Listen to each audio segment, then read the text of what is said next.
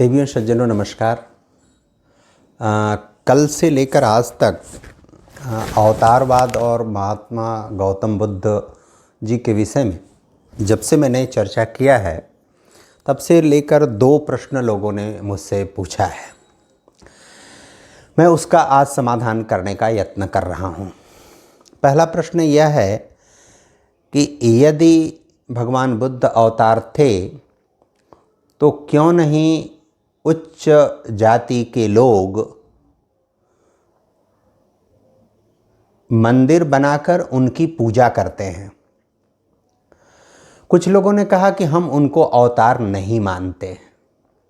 इस विषय पर आप क्या कहते हैं? बहुत सारे लोग उनको अवतार नहीं मानते। ऐसे लोगों से मेरे कुछ ज्वलंत प्रश्न हैं। एक बात तो कि भगवान बुद्ध को जो अवतार नहीं मानते, क्या वे भगवान राम और भगवान श्री कृष्ण को अवतार मानते हैं? क्या वे भगवान राम और भगवान कृष्ण की पूजा अर्चना करते हैं?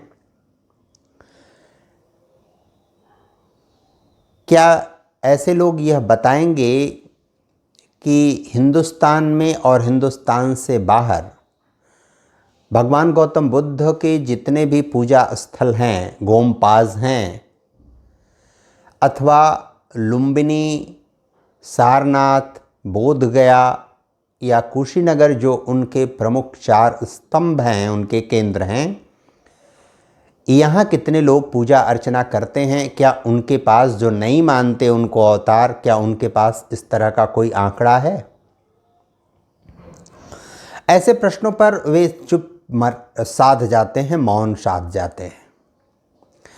फिर जो लोग ये प्रश्न करते हैं कि अवतार मानने वाले लोग उनकी पूजा नहीं करते, ब्राह्मण जाति के लोग पूजा नहीं करते, क्षत्रिय जाति के लोग पूजा नहीं करते, अन्य उच्च जातियां उनकी पूजा नहीं करती, तो मेरा उनसे एक सवाल यह है कि आप यदि राम को, भगवान श्री कृष्ण को अवतार मानते हैं, हिंदुस्तान में सीताराम येचुरी, प्रकाश करात, नंबूदरी पाद और ऐसे ही बहुत सारे, अच्युतानंदन जी जैसे लोग, बुद्धदेव भट्टाचार्य जैसे लोग हिंदुस्तान में थे, हैं, और ऐसे अनेक लोग, ये सब ब्राह्मण हैं। पुष्पदहल प्रचंड नेपाल में रहते हैं, वो भी ब्राह्मण हैं। क्या ऐसे लोगों से जो मानते हैं कि भगवान राम अवतार थे और भगवान कृष्ण अवतार थे, क्या इन लोगों से आप अपेक्षा करते हैं कि ये उनकी पूजा करते हैं? अपेक्षा नहीं भी करते हैं तो क्या वो स्वतः पूजा करते हैं? क्या किसी की बात मानते हैं? इसका सीधा उत्तर है कि वो पूजा नहीं करते।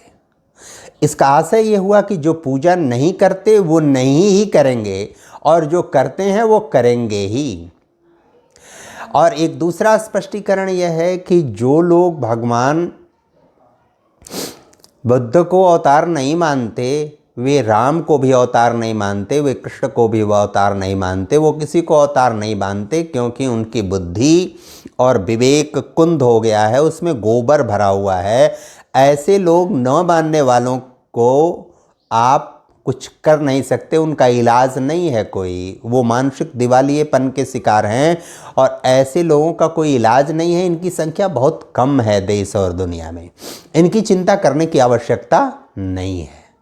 दूसरी चीज, जहां मान्यता या स्थापना का प्रश्न है, आप जानते हैं कि ज्ञात और घोषित तार्किक रूप से वैज्ञानिक और परीक्षीकृत जो कालखंड है वो भगवान राम का 17.5 लाख वर्ष पुराना है, भगवान श्री कृष्ण का 2 से 2.5 लाख वर्ष पुराना है और भगवान गौतम बुद्ध का 2,500 वर्ष पुराना है। किसी चीज को स्थापित होने, मान्यता प्राप्त करने, स्वीकार करने का एक निश्चित समय, निश्चित परिस्थिति और निश्चित वायुमंडल होता है। सर्वप्रथम किसी भी सच्चाई को इतनी सहजता, इतनी सरलता से कोई स्वीकार नहीं करता है, नहीं मानता है। दुनिया के जितने भी वैज्ञानिक सिद्धांत हैं उनको कोई स्वीकार नहीं करता। जेम्स वाट पर लोग हंसते थे, न्यूटन पर लोग हंसते थे, आर्किमिडीज पर लोग हंसते थे, आइंस्टीन पर लोग हंसते, बहुत सारे ऐसे वैज्ञानिक खोज हैं, जगदीश चंद्र बसु पर लोग हंसते थे। ऐसे हंसने वालों का या ऐसा मजाक उड़ाना न मानने का जो कोई कारण बताता है या कहानी गढ़ता है, उसका कोई मतलब नहीं है। इसका कोई ध्यान और संज्ञान लेने की आवश्यकता नहीं है। और 2500 साल में जो मान्यता, जो स्थापना, जो स्वीकारोक्ति गौतम बुद्ध की है और सभी लोग पूजा करते हैं, यह भ्रम है, यह षड्यंत्र फैलाया जा रहा है कि कोई पूजा करता है, कोई नहीं करता। न करने वाले सभी जातियों, संवर्गों, मतों, पंथों में हैं, करने वाले भी सभी जातियों, मतों, पंथों और उसमें समुदायों में हैं। इस बात को हमको बहुत सहजता से और सरलता से स्वीकार करना पड़ेगा, मानना पड़ेगा।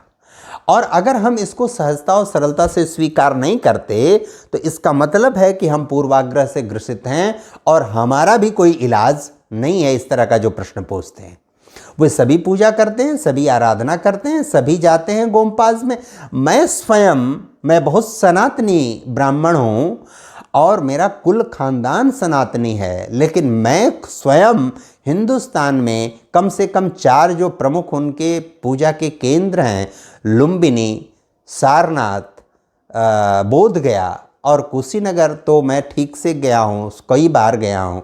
इसके अतिरिक्त भी मैं सैकड़ों गोमपाज में जाके मैंने पूजा अर्चना व्यर्थना किया है गौतम बुद्ध भगवान की। ऐसे बहुत सारे लोग हैं, बहुत सारे लोगों को मैं व्यक्तिगत रूप से जानता हूं। इसलिए 2500 वर्ष में जो गौतम बुद्ध की स्थापना या मान्यता या स्वीकारोक्ति हुई है, अवतार के रूप में, भगवान के रूप में, उनके सद्गुण के कारण, उनकी विशेषताओं के कारण, मर्यादा की स्थापना करने के कारण, वे सभी मानदंड 2 लाख 2.5 लाख वर्ष में, क्या भगवान कृष्ण की स्थापना जो हुई है, जो स्वीकारोक्ति है, जो मान्यता है, वह स्थापना 2500 वर्ष में संभव है? 17.5 लाख वर्ष में जो स्थापना भगवान राम की है, क्या 2500 वर्ष में वो संभव है? हम उनसे इनकी तुलना करने की हमको आवश्यकता नहीं है। हमको आदर और श्रद्धा पूर्वक उनके सामने झुकने और नमन करने की आवश्यकता है। जो इस पर सवाल खड़ा करते हैं गौतम बुद्ध के बारे में, किसी भी तरह का सवाल खड़ा करते हैं, उनके अवतार को स्वीकार नहीं करते, उनके मूल्य और मर्यादा को नहीं स्वीकार करते, उनको वेदों का विरोधी बताते हैं, वेदों की प्रतिक्रिया का विचार बताते हैं, उनको यह बात भी ठीक से समझना चाहिए कि बाबा साहब डॉक्टर भीमराव अंबेडकर जी जब बुद्ध धर्म की दीक्षा लिए, उस मत पंथ को उन्होंने स्वीकार किया, उसके बाद वो स्वयं सनातन परंपरा को इतने मानने और स्वीकार करने वाले थे कि वह जब दीक्षा प्राप्त किए तो समग्रता में पूरे बुद्ध दर्शन, उनके विचार, उपदेश को वह सीख जान नहीं पाए थे। और जैसे ही उन्होंने वो दीक्षा प्राप्त किया, कोई भी आंकड़ा और उनके बारे में संदर्भ सूची और जानकारी प्राप्त कर ले, जैसे ही उन्होंने प्राप्त किया, सूचना प्राप्त, जैसे ही समग्रता में उनका अध्ययन किया दीक्षा प्राप्त करने के बाद, वो केवल 64 या 65 दिन ही केवल उनकी आयु बची। उसके बाद वो उनका भी निर्वाण हो गया। इनके सारे तथ्यों, रिकॉर्डों और सूचनाओं के साहचर्य की जिनकी जानकारी और समझदारी नहीं है, वो अनेक प्रकार के इस तरह के विडंबनापूर्ण, आधारहीन और अदूरदर्शितापूर्ण प्रश्न करते हैं। इनका कोई समाधान स्थायी रूप से, उनका विवेक बुद्धि जब जागृत होगी और देश दुनिया समाज स्वीकार करेगा तो उनको भी स्वीकार करना ही पड़ेगा, क्योंकि यही सच्चाई है। यह सच, इस सच को जो स्वीकार नहीं करेगा, सच उसको जलाकर राख कर देगा। इस बात को मानना चाहिए। बहुत बहुत धन्यवाद। नमस्कार।